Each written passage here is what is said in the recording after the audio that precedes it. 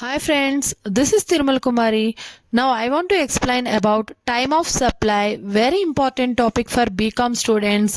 For their exam point of view also very important question this is. Please watch this video up to the end and subscribe my channel and then like this video. Now come to the topic, time of supply. Time of supply is nothing but when we considered the goods or services is supplied.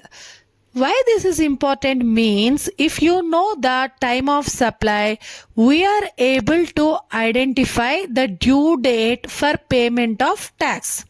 Without knowing this time of supply, we are unable to guess the payment due date of the tax. So that's why this is very important. Here CGST or SGST is applicable in case of intrastate transactions or intrastate supplies, or IGST is applied in case of interstate transactions. We know that. So here we must know the time of supply for these two. Goods and services have a separate basis for identification of their time of supply. For example, for goods we have to consider 30 days is important to know the time of supply from the issue of the invoice. For the services point of view, we can consider that as 60 days. I will explain with an example. Listen clearly. Time of supply for services. Here we have to consider the earliest among the following, means date of issue of invoice, and second one date of receipt of advance or payment, date of provision of services if invoice is not issued within the prescribed time. Prescribed time is nothing but 30 days from the date of issue of the invoice or the date of the supply of the services. Here one example.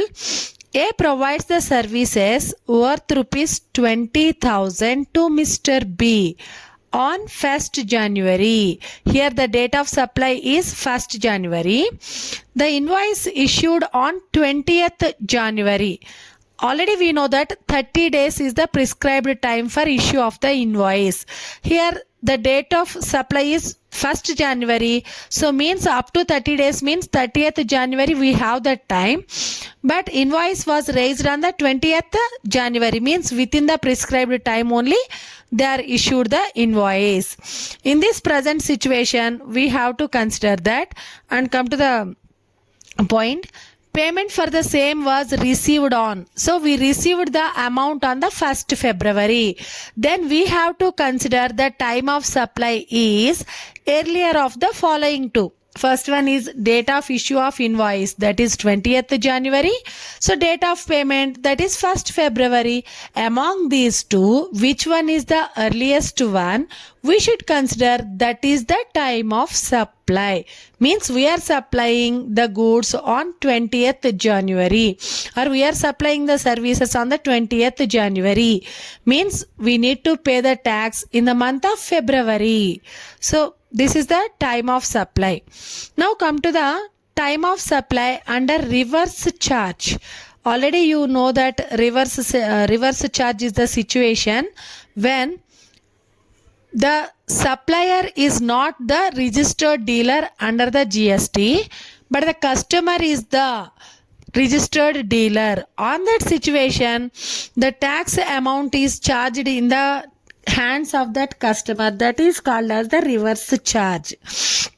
Here we have to consider that in this situation, earliest date is to be considered as the time of supply. First one, date of payment, and second one, 30 days from the date of issue of the invoice for goods, or in case of services, it is 60 days.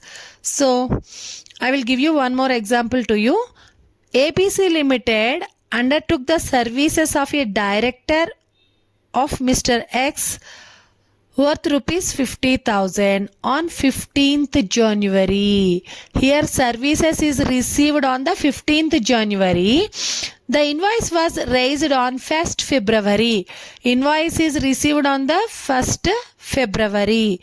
And that too, ABC Private Limited made the payment on 1st May. Here payment received on the 1st May. So this is the service. Means 60 days is the prescribed time for considering up of issue of the invoice. Here the invoice was raised on the 1st February. So we have to consider that from 1st February to 60 days. That is 2nd April. So thus the time of supply of services is 2nd April. Thank you guys. Thank you for watching.